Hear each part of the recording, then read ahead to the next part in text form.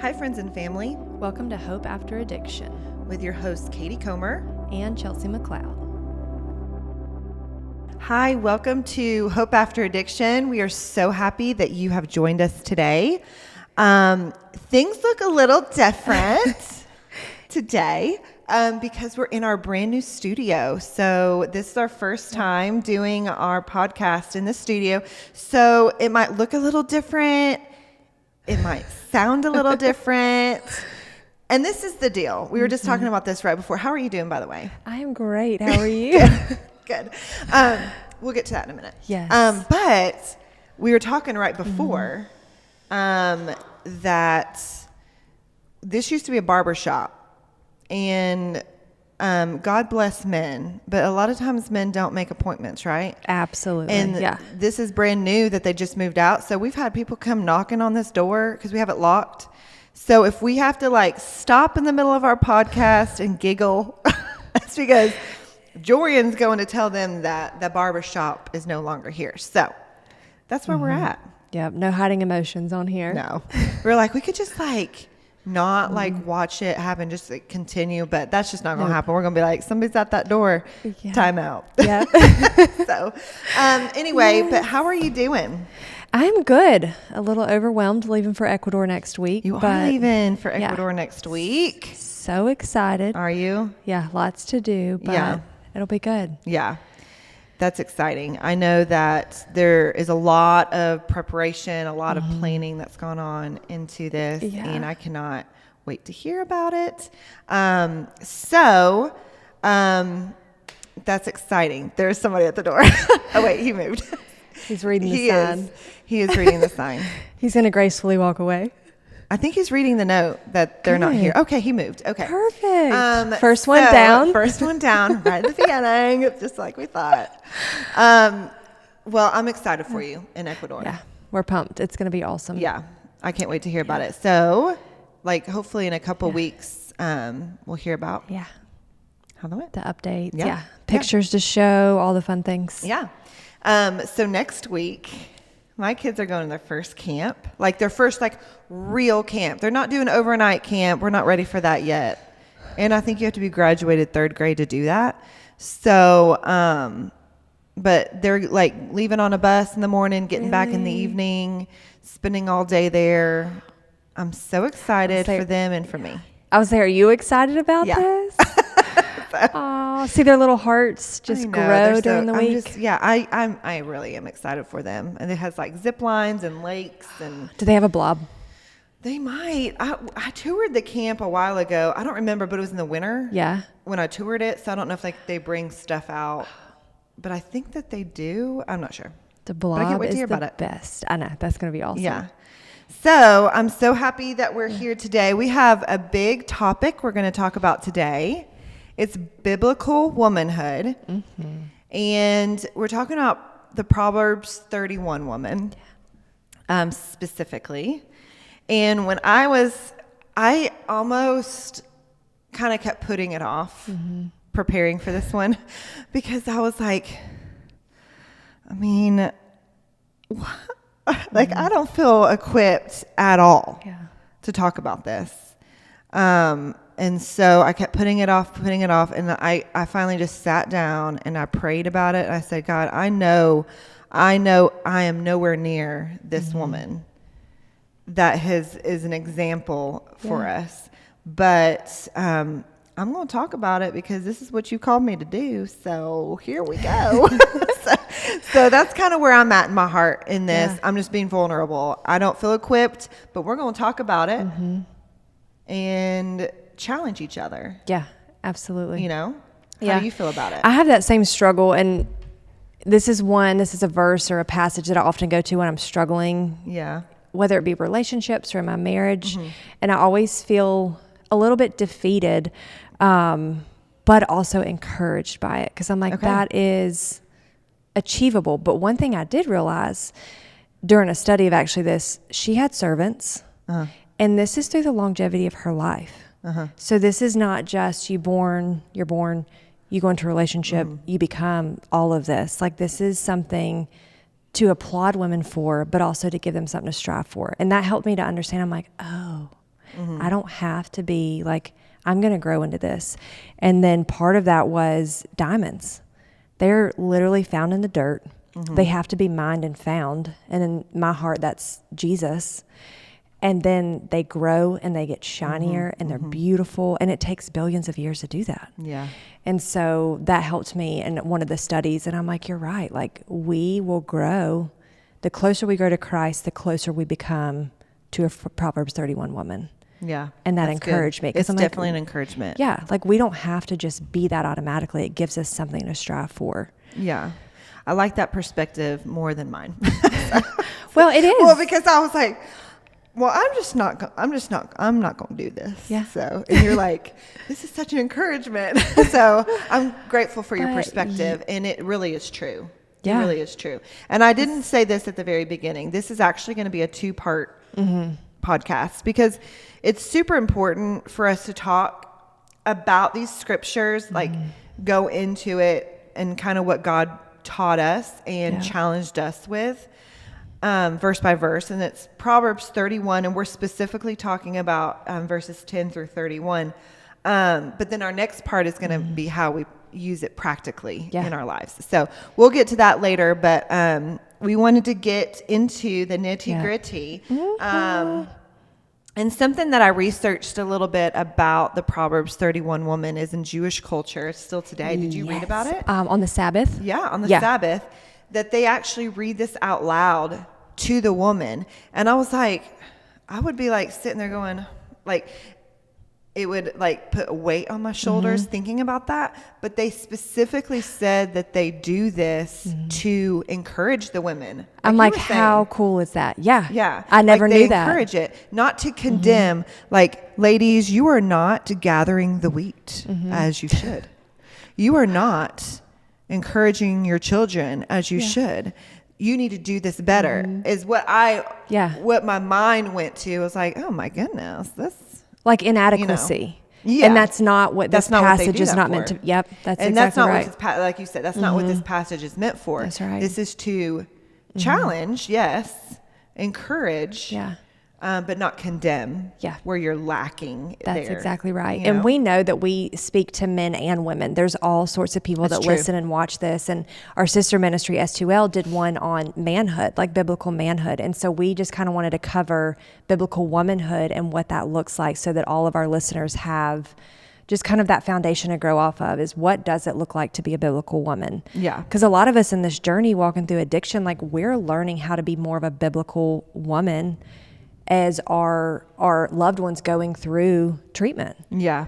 You know, because they're sanctifying themselves constantly. And so I know for me, I was like, how and what does it look like to be a biblical woman for John and for my life? Because it was my healing. Right. And I wanted to grow in Christ in that way. And continue to do so. Because it's a biblical womanhood is a sanctification that we will never achieve until we enter that garden. Yeah. So we're always growing in this. So don't feel defeated by this today. Be encouraged by what we talk about. You ready to dig in? Yeah, let's dig in. Okay. The first one, I don't know. Okay, so the first one that stuck out to me was verses 11 and 12. Specifically, being a faithful bride. Ooh, yeah. And we know that we have listeners that are married. We have listeners that are divorced. We have the listeners that are single. But something that first jumped out to me was that we are first the bride of Christ. So good. And to be challenged that you can still be a faithful bride because you're being faithful to Christ. Yes, you are faithful to your husband in specific ways in what 11 and 12 say. But something that really struck a chord when I was doing this study was we are first the bride of Christ. And that's where our first identity is. And to be faithful to Christ by getting in the Word, reading His Word, how to live for Him, how to say yes to Him. That is being faithful to Christ. So yes, being a faithful bride, being respectful to your husband all the days of your life, right? Respect, that's a huge thing for guys, right? That could be its own podcast. Yes. But being faithful to him in that way. So you don't have to be married to be a virtuous woman and being faithful to your husband, but you can be faithful to Christ. Yeah. That's what stuck out to me first. Well, I love that you said that, because that is first and foremost. And so many people, even in the singleness, read this and they're like, well, that's not for me. That's right. Yeah. Because I'm not married. Well, this is relationally. And like Katie said, we are the bride of Christ. Yeah. And even where it goes to respect and integrity and trust. And I still am reminded that even if John is not being respectable, that by me respecting him, I'm respecting God. And so that's what keeps me going on days that I don't feel like he deserves respect, is because by me respecting John, I'm respecting my Father and being the bride of Christ that he needs. Yeah. Do I always do that great? Absolutely not. But this is one thing that encourages me to do that, because I'm respecting God in that sense. Yeah. Which is it's a really good point, because this is for everybody, every woman. Right. No matter where you're at. Yeah, to be encouraging to everybody. Yeah. What do you got?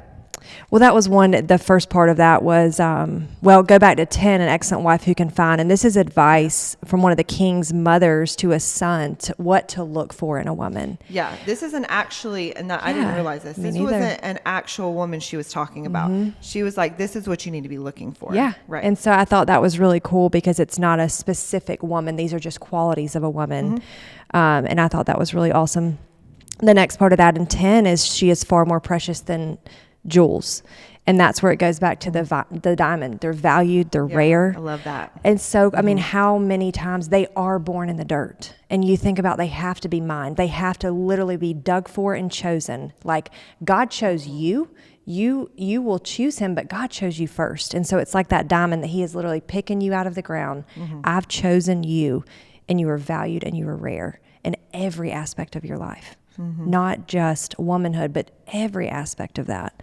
And so I thought that was really cool, because everybody loves jewels and diamonds. I know. I like that analogy, if you will, with the whole diamonds, and making them beautiful over the span of your life. Yeah. For billions of years. Which is so cool. What else did you have next? Verse 13, it says, she selects wool and flax and works with willing hands, which makes me laugh, wool and flax. But it's the willing hands that stood out to me. Because, I'm doing laundry. Something that really actually I've been practicing recently is trying to do things around the house and doing things that might make me grumble as I'm doing them. But having a willing heart. This was actually before I started this study, that God kind of, challenged me to have a willing heart while I was doing things around the house. So for example, laundry. I hate it. Folding it specifically. It just just keeps coming. Yeah. And I don't know where. But I don't understand how people do it with like 5 and 6 kids. But anyway, here we go. Willing heart. So the laundry, I have been challenged to pray over my kids as I'm folding their specific laundry. And that's something that I need to do better at, but I have been doing, is instead of grumbling, going, oh, these socks, where is the match? But just like praying for Eli. Yeah. Praying for him as I'm folding his clothes, and praying for Ella, and praying for Adam as I'm folding his clothes. But just having a willing heart, as this woman did. She did a lot of things in her life, obviously, but she had a willing heart, as verse 13 said. Yeah, which is so good. Yeah. And I have 2 different versions right here, which is I'm kind of going back and forth, but mine says eager heart. Which is so cool, because willing and eager. And I do this, and I'm reminded often, I can get in the place of bitterness. Like, there's so much laundry and so much that needs to be done. And I do it with a bitterness in my heart, and to be reminded that these things are precious.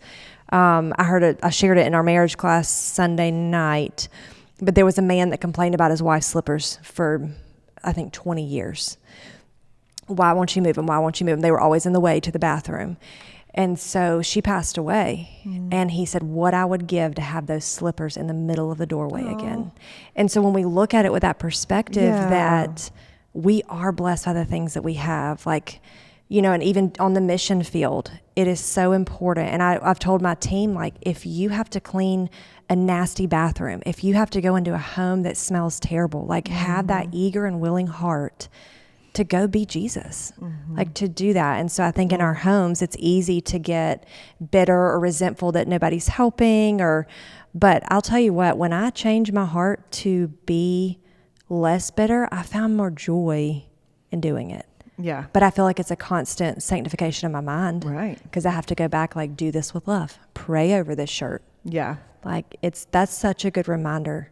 And I've enjoyed doing that because it definitely, one, it passes the time of doing it. But two, like, it creates, it starts to create a grateful, what did you call it? What did your thing say? Eager. An eager heart. It starts to create that. Yes. In you. So I like that. Yeah, I love that one. What else? Let's see. That was 13. I have verse 17. Let me read that. Yeah, let's go with that next. She draws on her strength and reveals that her arms are strong. And this one spoke to me because we talk a lot about taking care of yourself. And it spoke to me specifically for what we do and what we challenge you all to do as listeners is to really focus on yourself while your loved one is in recovery, is really taking care of yourself. So for her, when I was reading this, it says her arms are strong. That means she's taking care of herself. That's true. Physically, she's taking care of herself. Emotionally, she's taking care of herself. Spiritually, she's taking care of herself. She's a strong woman in many different ways. So, that's something that challenged me for sure. I love that. And should challenge you too. Yeah. Is really taking care of yourself. And there's definitely things that I can do better at life in taking care of myself. And that's also something that spoke out to me and say, hey, you need to do better at this. Yeah. You know, but specifically for our podcast, I was like, even in the Proverbs 31 woman, it's telling you to do right by yourself. And it's so true. Take care of yourself. Yeah, because God gives us one body. Yes. That is to be a mother, to be a wife, to be a woman for the kingdom. And like we have one body. Yes. And he asked us to take care of that. I know. And like what a precious reminder. Yeah. When I want to go eat the big chocolate chip cookie is and I did. Work for the arms. I know, me too. I know. So good. But it's like you said, sanctification and it's fine. Yeah. But I also can't yes, physically for strong arms, but also taking care of yourself spiritually and mentally. Yeah. So go to counseling. Yep. Go take care of yourself in that way. Spiritually, join a small group. Get in the Word. Surround yourself with people that really encourage you. Yeah. So that's another thing I had written. This whole Bible passage is completely marked from years of just studying, but physical strength will fail, spiritual strength will not. Love that. So at the time that you're also building physically, build spiritually as well, because that is what's going to carry you when your arms do fail you, or your neck or whatever that might be. The next one I had was 20. She opens her arms to the poor and extends her hands to the needy. Love that. Yep. I have a precious cousin that she has 5 kids. Well, one's about to be born. And she is constantly giving to the poor and the needy, fixing meals, taking them to families in need, cooking for the church. She's younger than I am. With almost 5 kids. And I'm like, how do you do it? But it is such a ministry for this world to be the woman that gives back. It's being the hands and feet of Jesus. I know. And that really encourages me because I'm like, you know what? If Megan can do this, I have 1 kid. I know you're talking about now. Yeah. You know, true. Like if she can do this, why can't I? There is no excuse for her. She just does as she sees a need. Yeah. It is. Yeah. And I think that's such a special thing to give to the poor and needy, be there for them. Yeah, I had that too. I love that. Yeah. Verse 20. One of the things that I had, kind of piggybacking off of that one, if you will, Yeah. is being hospitable. Verse 27. Yeah. She watches over the activities of her household, and it's never idle. And when I was kind of researching kind of what that meant is your house being open to use to minister to others. So good. And I mean, I think obviously your physical house is great, but just also in your heart being open to minister to others. I have a friend, so it kind of piggybacked off of that one being having a servant's heart, ministering to others.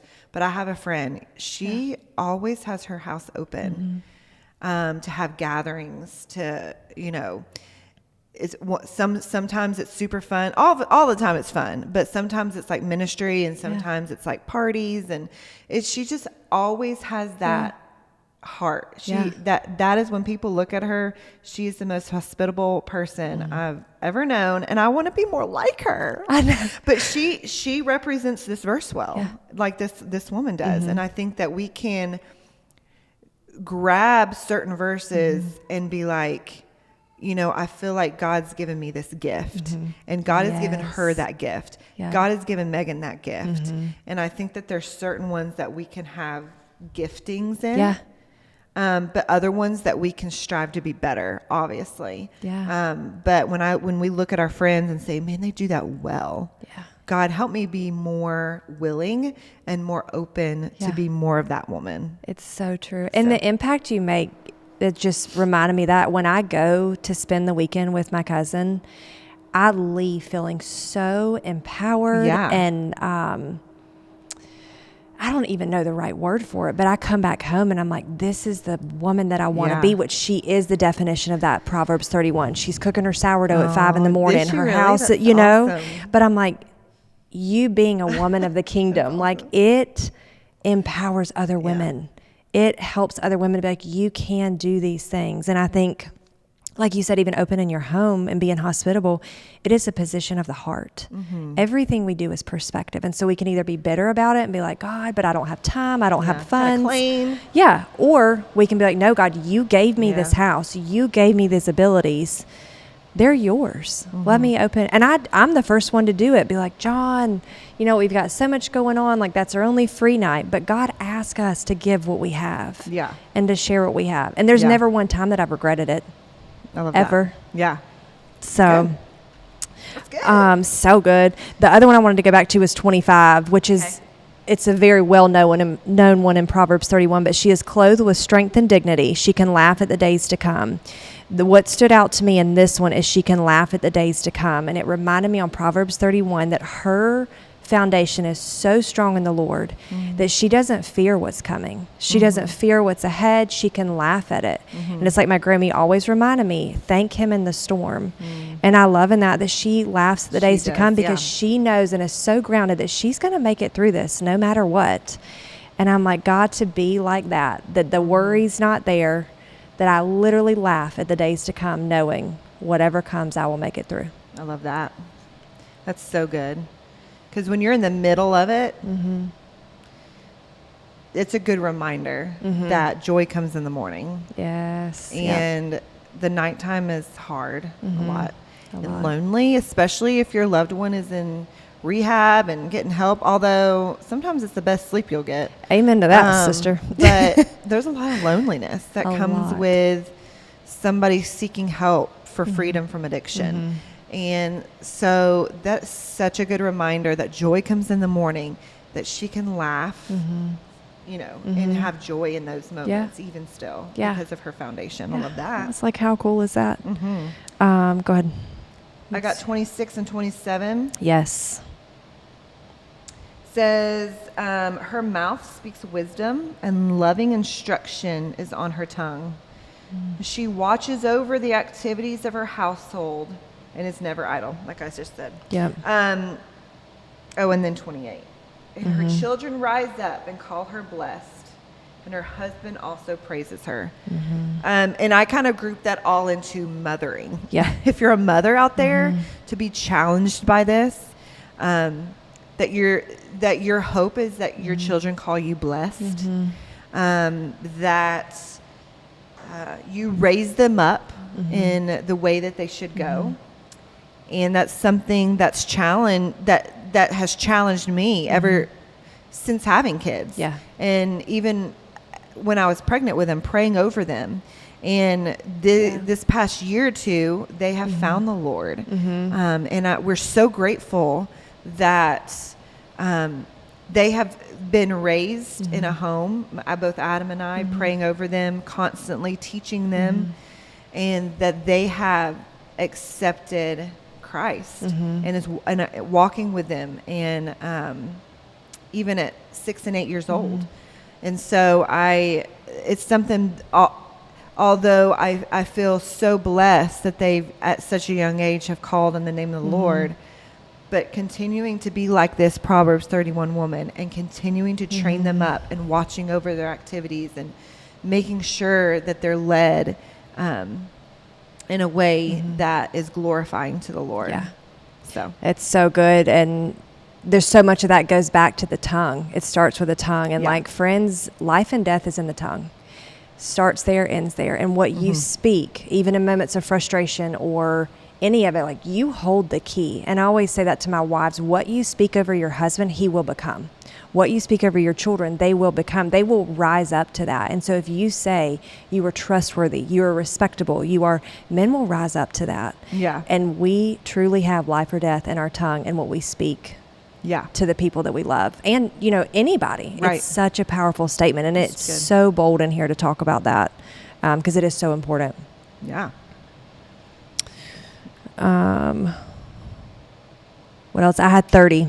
Charm is deceptive and beauty is fleeting, but a woman who fears the Lord is to be praised. Yes. One of the best ones, because beauty is in the heart. That is the most important beauty. It's not your hair. It's not your makeup. It's not your jewelry. The beauty that is everlasting is found inside of here. And people see that. I know when I see people, the first image may be like, wow, she's beautiful, or, they're beautiful people. But as soon as you meet somebody, you can see the beauty in somebody's heart. And that is what lasts. And that is what has longevity for the kingdom. I love that. And the fear of the Lord, kind of piggybacking off of that as well, that last part of it. When I think of fear, I'm like, think of scared, if you will. Yeah. But that's not the kind of fear that this is talking about. It's more of, it's not like I'm scared of God. It's I'm in awe of God. The There's reverent a difference. heart. Yeah. You're reverent. Yes. You're in such an awe of God and reverent towards Him. That is the type of fear that this Proverbs 31 woman is. She's in such complete awe of the Lord and what He's done in her life and what He's continuing to do in her life. That's the fear of the Lord. So good. That's my friend Brittany that does Living Truth Collective, but she does like biblical jewelry, but a blog post. And so last night, or 2 days ago, her blog post was about the Proverbs 31 woman. And I was like, oh God, that's not ironic. But she wrote in there, the woman in Proverbs 31 is great for sure, but she points us to someone greater. It turns out that she is not the hero, but he is. And I was like, I love that, because all of this points to the greater purpose, and that is God within us and how we handle life depending on where we are with Christ. And a lot of these things that we're talking about are virtues of a woman. But all of these virtues will grow naturally when you have dependence and you have fear and awe and reverence to the Lord. When we pursue Him and we pursue the Word and we pursue what He's calling us to do, that will allow us to be I was doing a study, it'll allow us to be women of valor. Yes. So. Yeah. A woman who has great courage. Yeah. Women of valor. So. Yeah. All right, you ready to go out and be Proverbs 31 Okay, women? let's do it. Let's go. And mic drop. We're done. So yes, we're in a battle. Speaking of valor, being courageous, we're in a battle, ladies, to be this Proverbs 31 woman. Strive to be. And we are continuing to look at her and saying, where can we do better all the time? Yeah. And so we use this podcast today as an encouragement to you of where can we look at this and say, God, show me where I lack, that I can be the hands and feet of Jesus. Show me where I can be better, because we all can. Yeah. And so we hope that this is an encouragement to you. We hope that this is something that you can look at and say, God, I'm so thankful that you've given me this as, you know, something I can look at and say, this is what I can do. So we hope that you find this as an encouragement today. We thank you so much for listening. We hope that you tune into for part 2 as we talk about how to use this as a practical in our life. So we hope that you enjoyed it. If you ever are watching this on YouTube, make sure you like and subscribe. Give us a little comment, if you will, if there's something that we haven't talked about that you want us to talk about. And that's where we get a lot of these podcasts ideas for. So you can also find us on Instagram and Facebook at Hope After Addiction, or you can email us at hopeafteraddiction@gmail.com. We are so thankful that you've taken the time to listen today, and we hope you are blessed.